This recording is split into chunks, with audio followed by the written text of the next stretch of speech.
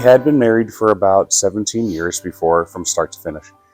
But I'd have to say probably 3 years prior to when it was finally, ended, unfortunately. That is when we had been married for a good solid 14 years, had two great kids. And so there was that. But the last 3 years were probably when it started to go a different direction. I didn't really question my faith, but I might have struggled for a little bit, as most Catholics I think would, in that situation. But I'm still here, and if it wasn't for the Catholic faith, I don't think I would have been able to get through to the point where I'm in now in my life. So I was married for 23 years total. I have two beautiful children, two girls, teenage girls, and was involved with the military the entire time throughout my marriage. Lots of deployments, lots of travel, lots of being away and separation, which took a huge toll on the marriage. So I was here with my two girls and just trying to get through it, and just thought I could muscle my way through like I did everything else in life, and just thought I would be okay, just give it time, and wasn't really dealing with the issues of my divorce head on, and didn't really know where I stood with the Catholic Church at that time. Really had no idea. Was I in good standing? Was I not? Was I supposed to be receiving communion? Was I not? Did God love me the same way as a person sitting in the pew next to me because of my divorce? I really didn't know who to turn to, or really that I needed those questions answered in order to move forward with my relationship with God or with my life, really.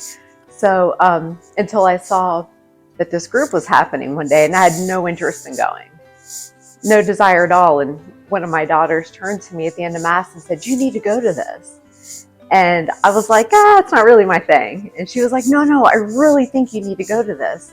And I'm thinking, what does a 15-year-old know about what her mom needs? One of my brothers actually said, "Is there a support group?" Because he saw the pain that I was going through. And he goes, "Does your church have a support group?" And I said, "I don't know." And less than a week later, I saw Surviving Divorce, as one of the church announcements. So that's the Surviving Divorce program was, in essence, a godsend. I was able to meet some of the people I met with, very similar backgrounds, made great friend with one of the other parishioners. And so that was my commitment to my children. It wasn't to myself, which it should have been at the time, but I didn't know it was something I needed. But I committed to my children that I would go to one group and see if I got anything out of it. So when I go to group the first day, right before I walk in, I have this conversation with God, and I say, "All right, God, if you want me here, I need a message. I need to hear something to bring me back next week. If not, I'm not coming back."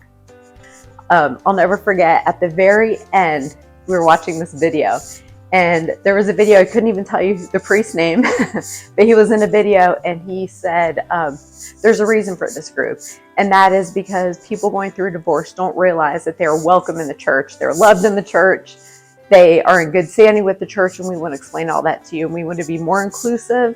And what was the opposite of what I thought my entire life, like what, in my mind, it was worst case scenario of what people at church thought of me, and how simple and shameful it was going through a divorce. But I realized those were all things I was putting on myself.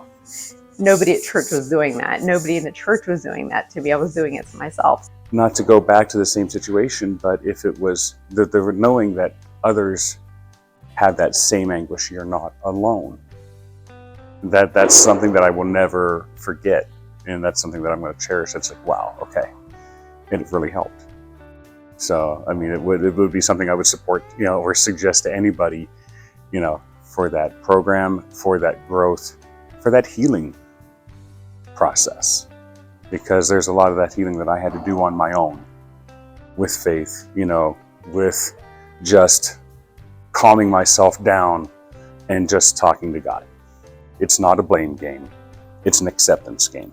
One of the most impactful moments, kind of an aha moment I had during the group, was when we talked about forgiveness, and I talked about the difficulty in acknowledging our own faults throughout our marriage as parents, as human beings. Talked about how selfish are you to think God's love isn't enough to give you that grace and that forgiveness, and that God's mercy isn't infinite. And I thought, wow, nobody's ever given it back to me that way before. There comes a lot of healing when you're around other people that have gone through the same situation as you.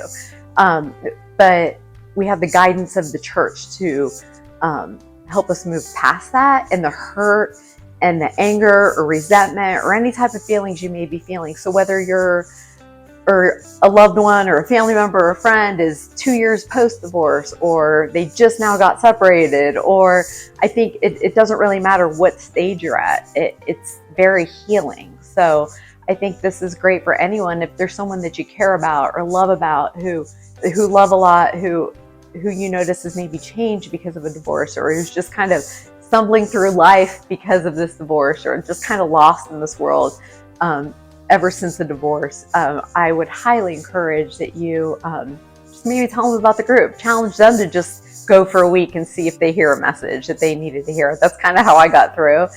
1 week, then the next, and the next, and then I'm like, I don't really need a message anymore. I'm getting something out of it every week.